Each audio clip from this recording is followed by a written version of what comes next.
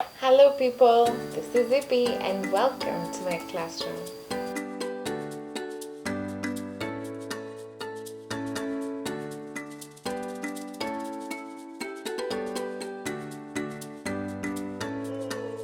In today's episode, I'm going to be telling you how to get ready for that appraisal meeting that you have coming up, okay?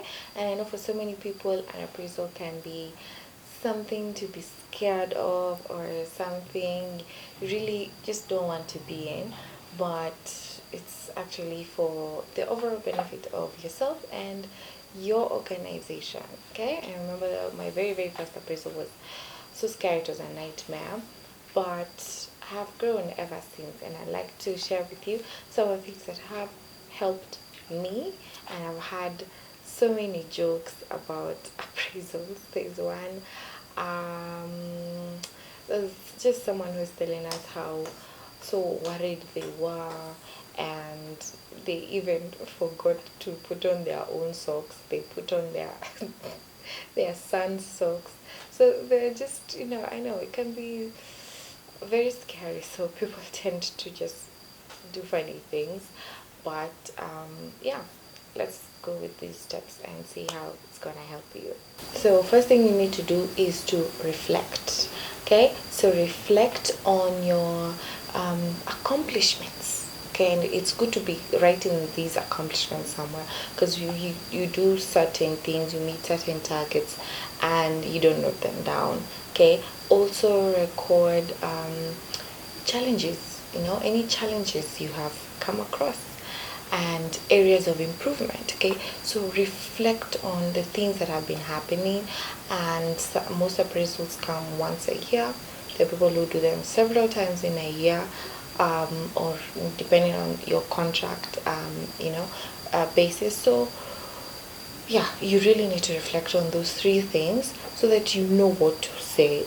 You're just not blabbering or just saying things that come to your mind.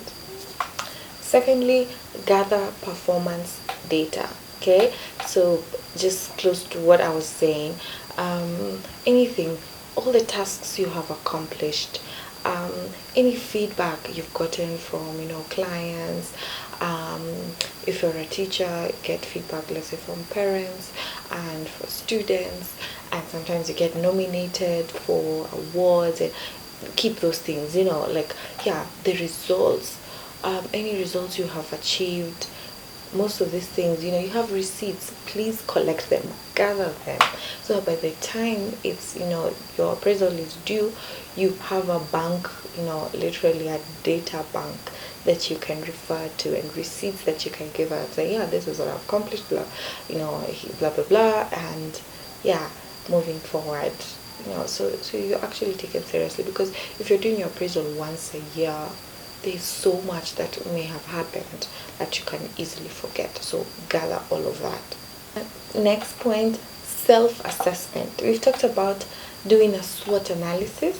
So assess yourself, assess your strengths, assess your weaknesses, and then of course during appraisal you're not going to talk about your threats. Okay, so you want to find a good way to repackage that. But now opportunities, ways in which you can exploit, find ways you can exploit your strength, and now how you're gonna repackage these weaknesses and make them come out in a positive light. Remember to be constructive. Okay, don't go there and put yourself down.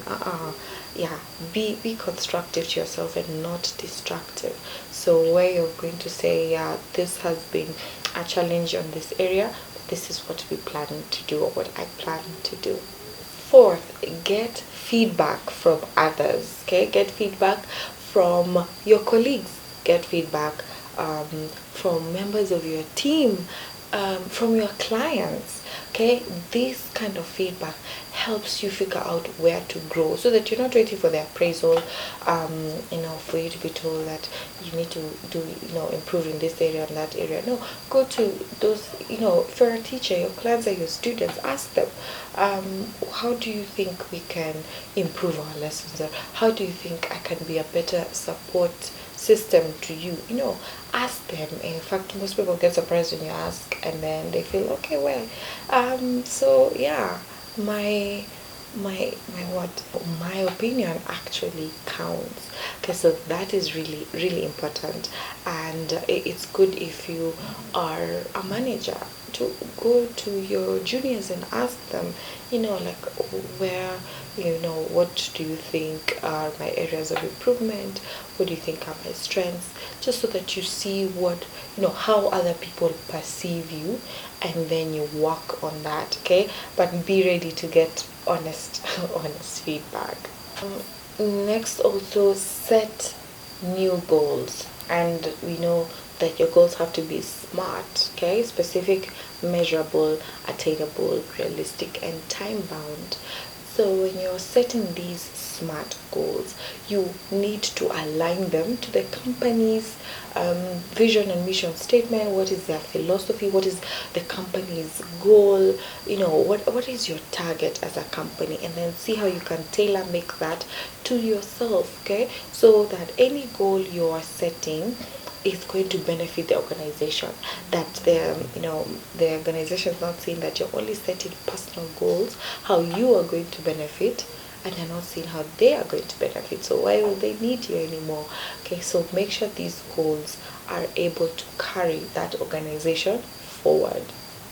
6th point, highlight challenges and solutions.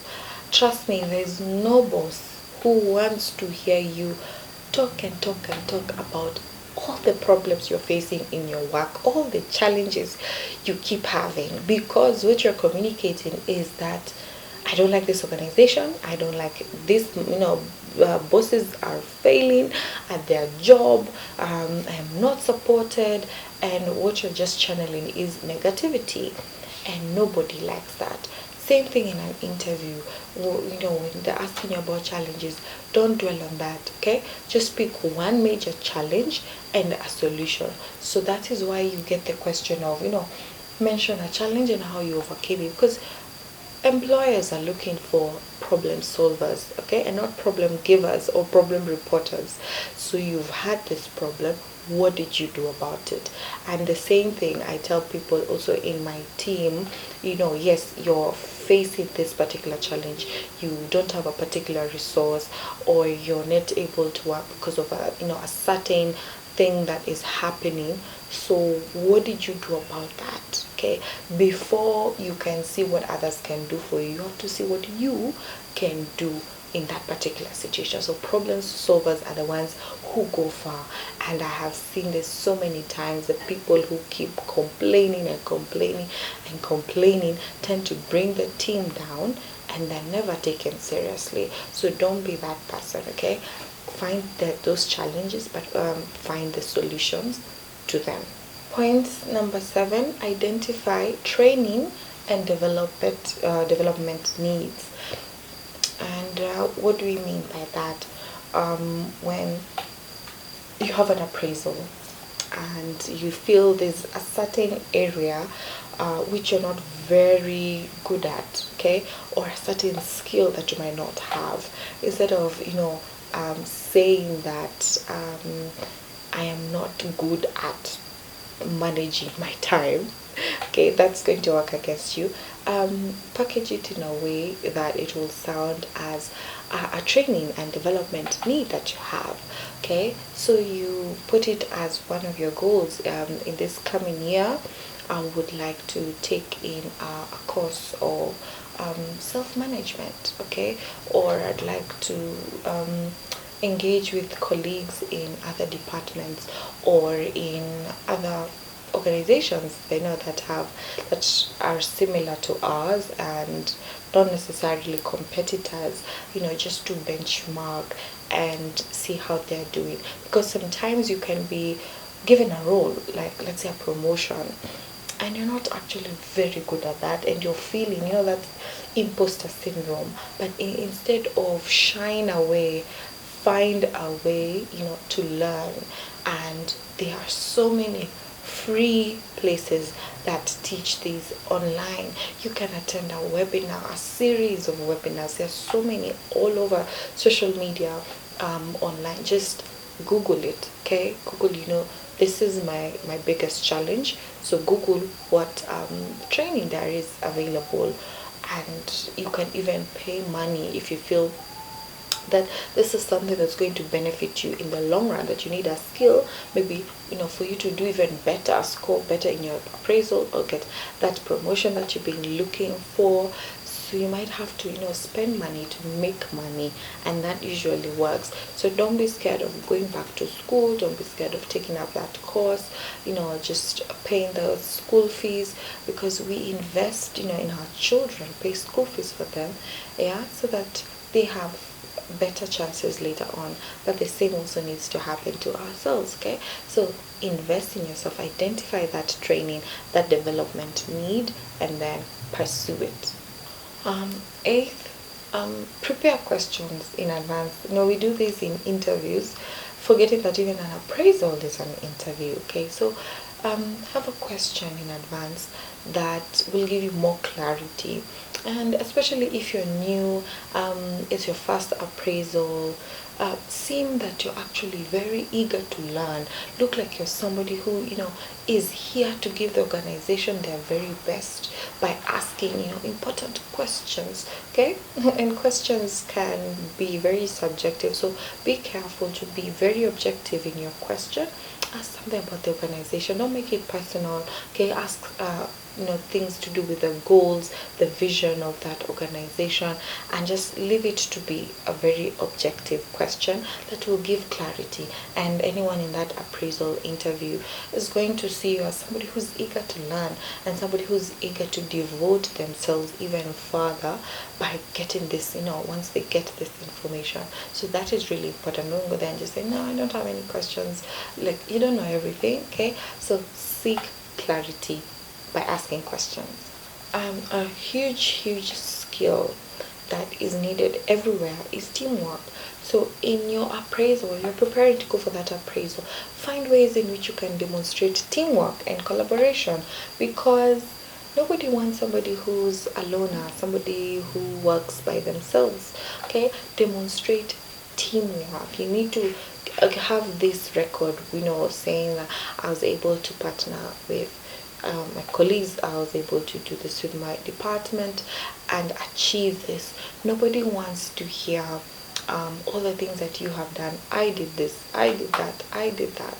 And this advice came from a mentor of mine who just told me that, yeah, it's good that you have all these initiatives, but you could not succeed by yourself. You have collaborated with other people. So mention that. Every employer would like to hear that you assist other people, and that you are cordial, that you have a good working relationship.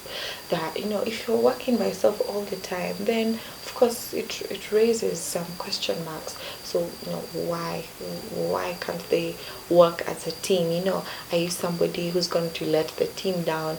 Are you the person who will just jump ship and let everyone else what exactly are you bringing to your team? Okay, that's really important to demonstrate. So don't just talk about all the things that you have done, talk about the things you have been able to help your team do. Be professional. Okay, be calm, be articulate, be punctual. Okay, don't be like some of the things you see in movies where people run walking in late into the interview. Be very professional, because like I said, an appraisal is still an interview. You need to channel the same way you are channeling your professionalism during your very first interview. It's the same thing that needs to happen during your appraisal. Okay, so don't say, well, I've already been working here, my appointment is at 10, so it's fine, 10 is when now I'll start working there. No, you still need to be organized, you need to be punctual, and that you cannot insist it any further. You'd rather be kept by that panel or that person who's appraising you than it being the opposite. People don't take that lightly, and it can affect, because let's say you're a teacher or whatever job you're doing, no, your person admitted that, well, you're always late to class, okay, you are late to meet your clients, you are just not organized. So you really need to be punctual and look your best, okay, really look your best. And some of these appraisals are done online, okay, try and just make sure you're looking nice, you have a good background, that you're not being appraised and people are just, kids are running behind there, it's so loud, it's, you just look like, you're so unprofessional. So you really need to do that. The one thing that is very key in looking professional is being receptive to feedback, okay? So when you're going for that appraisal, for you to look professional, need to listen, okay? And where you need to chip in, please chip in, but don't be the people who now start throwing words at each other with the appraiser, because oh no, that's not how it went, no. And sometimes you're in very awkward situations, like I've seen this in a situation where someone is being appraised and the boss was on one side and they're on this other, and the boss was saying, oh, I've seen this and this happening, this happening. Like, no. It's good to defend yourself in a very polite, respectful manner, but it is not the time and place to throw words at each other. It looks very unprofessional, okay? Just because in everything there's a bit of truth. Could be maybe a story was distorted, but articulate yourself in a way that you're going to come out very professional. And if it's a mistake on your end, please just say yes, that you accept that was a mistake and it's not going to happen again. Just keep it short, precise, and just sounding professional, okay? That way people will respect you and say, yeah, that person is honest, they accept correction. And that is what appraisals are usually all about. So to see your strengths and where you're falling short, we figure out how we can help you improve. And there have been so many success stories of people who were corrected during their appraisals and they ended up now doing even much better, okay? So yeah, I wish you all the best if you're planning your appraisal. And if you like this kind of content, please like, share, subscribe, tell a friend, and let me know if you want me to talk about more on let's say how to behave when you're inside the appraisal room. Please let me know in the comment section, and then we can work on that, okay? So thank you for taking the time. I hope this has been a lesson that you won't forget, okay? Go ahead